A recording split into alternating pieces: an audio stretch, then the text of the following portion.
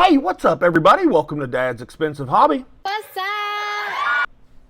Today we are taking a look at the Marvel Legends Gamerverse, Marvel vs. Capcom, Warmachine versus omegared. To be honest, when this 2-pack was first announced, I didn't even want to get it because I'm not that interested in these two characters. Are you serious? But I gotta say, I'm glad I did, because having this in hand, I like the look of it. This is a nice package. Nice big window on the front there showing us both figures front and center. Nice image of omegared here on the side. Nice image of Warmachine here on the other side. And here on the back, it's got a really cool kind of like video game setup of the two of them right there. I like that. So all in all, it's a really nice package. But that's enough about this package. Let's get them out of the package and take a closer look at them. I gotta say, right out of the package, they both look really nice, but that's at first glance. But let's get them measured up real quick and see how tall they are. All right, to the top of his head, Warmachine is right at 6.5 inches, which would make the entire figure about 16.5, not quite 17 centimeters. All right, omegared, right to his hairline, he is about 6 3/4 inches, and to the top of his ponytail, he is almost 8 inches tall, and I think he's supposed to be kind of big like that. But let's stand them next to some other figures real quick. Here they are with the Marvel Legends Cowboy Wolverine, and I think those heights are pretty good. I mean, Wolverine might be a little bit taller than he should be, or maybe they should be a little bit taller, but it looks all right. And here they are with the Marvel Legends Boxers Deadpool, and these heights are about right. Warmachine would be just a little bit taller than Deadpool, and omegared is definitely bigger. And just because I love him, here he is with the Storm Arena Ryu figure, and I think they all three look really awesome. Not nearly as awesome as Ryu, but they look good. All right, I think these two figures scale pretty well, so let's take a look at their accessories real quick. Now for accessories, Warmachine comes with a decent little spread of stuff. He comes with that one head sculpt on him in the package that we've seen, and he comes with two little fist hands on him in the package that are sculpted fairly well. And he comes with two wide open hands that actually look pretty good, and they've got little portholes for, blast effects, I suppose, that he does not come with. Fuck. He also comes with a little missile that kind of reminded me of the little missile with Maximum Hulk, but don't get me started. And what I thought was weird is that it comes with a little porthole right here. For the life of me, I can't figure out what it ports onto on him. He also comes with this little machine gun, ray gun kind of deal that goes on his shoulder, and it ports in right there, and I'll show you what that looks like here in a minute. But he also comes with this little blast effect right here that is actually pretty cool. It's just kind of orangey plastic with some white paint and shading on it. Doesn't look too bad. And it also has a porthole right here, and I do not know what it ports onto, but it does port into this little gun right here, and I think that looks pretty decent. Now for omegared's accessories, he also only comes with one head sculpt that we saw right out of the package, and he comes with 4 hands. One fist hand on him in the package that I think looks pretty good, and one of these wide open hands that I think is sculpted and looks pretty good. Could use a little bit more paint on them, but they look pretty good. And he comes with 4 different tentacles that you can plug into his forearms, and I'll show you that more here in a minute. And they're pretty good. They're kind of flexible plastic, but rigid all at the same time, and look pretty good. That's one of the short ones. And then here's one of the longer, like coiled up ones, like he's got somebody wrapped up in it. And I think that's pretty cool. That's a pretty decent set of stuff for omegared. I really can't think of anything else he would need. Okay, for a $50 2-pack, that's not a bad spread of accessories, to be honest with you. But I'm more concerned with how these figures look. So let's take a closer look at their aesthetic. All right, let's start off with Warmachine here. And the first thing I noticed is that he doesn't really have any paint on him. And by that I mean really none at all. But he does have a pretty decent finish on him. Like these black parts on the shoulders and the chest, and then the forearms and legs is a nice kind of matte plastic finish on it. It looks pretty good, and it contrasts well with this kind of the shininess of this blue plastic, but we will get into that here in just a second. Let's start at his head. Head looks pretty good.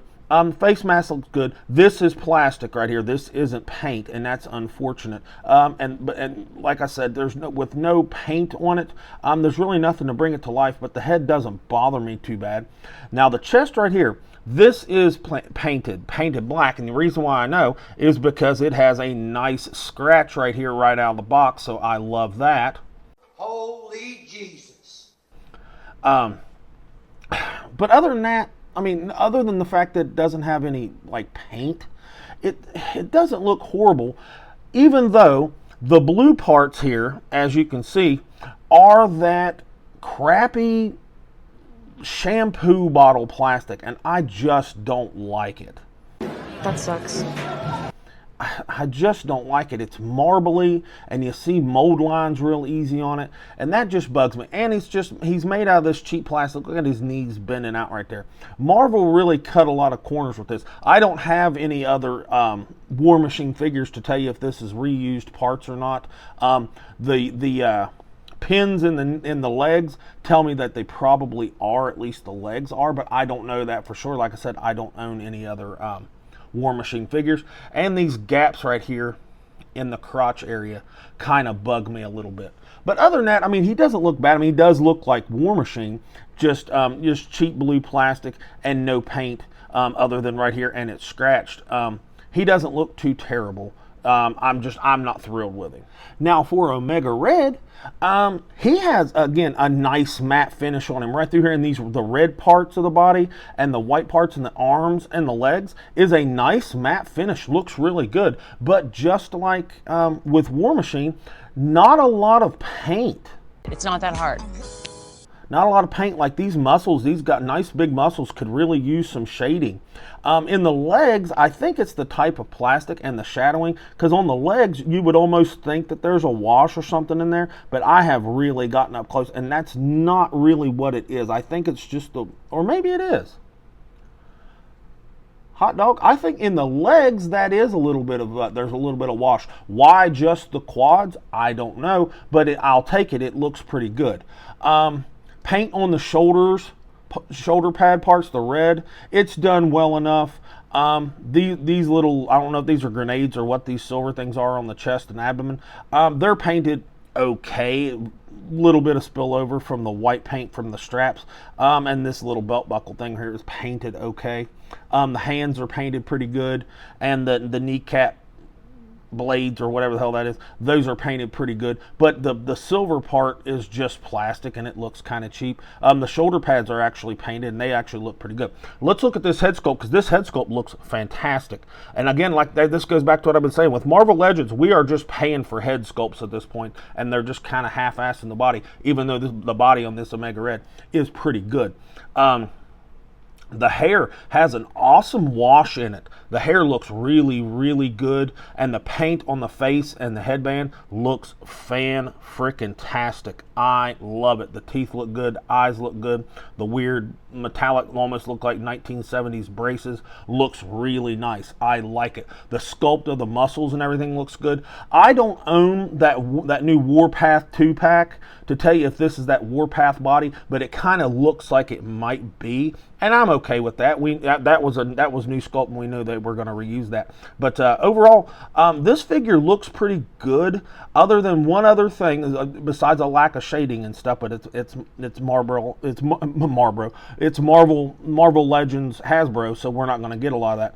Is that there's a difference in red between right here on the butt and back and the thighs. That is a different color red. I don't know if the camera is showing it, but they are different, and in hand it's kind of glaring. If you had him on a shelf, you wouldn't really notice it that much, but it is a thing that there's definitely two different color reds. But where they put a little bit of wash of some sort to kind of shade these muscles in the thighs, I'm not gonna grade it down as bad. But overall, his aesthetic actually is pretty darn good. I actually like him a lot. Okay, as far as like aesthetic and just how they look, Omega Red is definitely winning as far as this 2-pack is concerned, just because of his sculpt, and he has a little bit more paint and it's done a little bit better. But let's check out their articulation. Again, let's start out with War Machine here. Let's start with his head. He'll look down pretty good, and he'll look up pretty decent. The back of the head's going to catch the sculpt right here of his little upper body armor, but his head will look all around, and I really, really like it, and that's because I can get his head off. He's on a double ball peg, and a pretty decently done double ball peg too. Nice big ball, and the neck moves around really good. I can tell it's on a ball peg down in there, so I like that a lot. Thank you, Marvel Legends. That's pretty darn decent. And as far as his shoulder cannon here, it's pretty cool. It's a ball peg that pegs up into this thing right here, and it moves on a track up and down his shoulder, so I like that pretty good. Speaking of shoulders, This cap right here is just free floating that plugs into the armor. So his shoulders will go up to about 90. You can do a 360 with them. There's no butterfly in here, but why would there be? His bicep swivel works just fine. Pinless double jointed elbow will go past 90, but the wrist gauntlets will stop it, and the wrists are on a hinge. Now, he has an ab crunch built in. He'll go about that far forward, not a big bunch.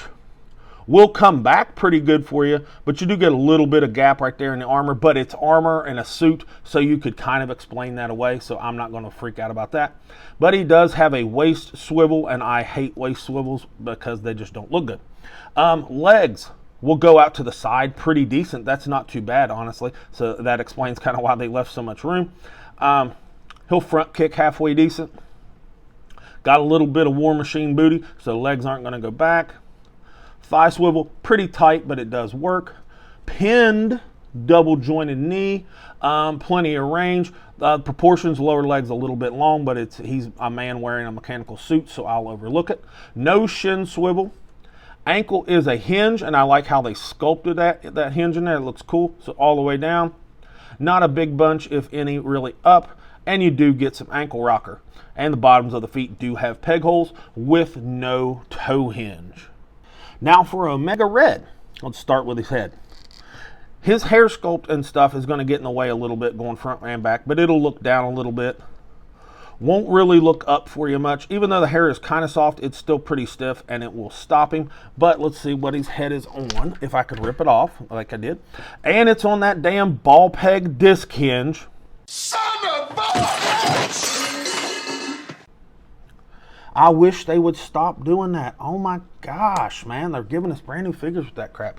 But anyways, the hair sculpt prevents what that joint is good for, which is looking up and down. But you can still twist him a little bit. His sculpt and design is going to prevent looking around too much with the head, but that is okay.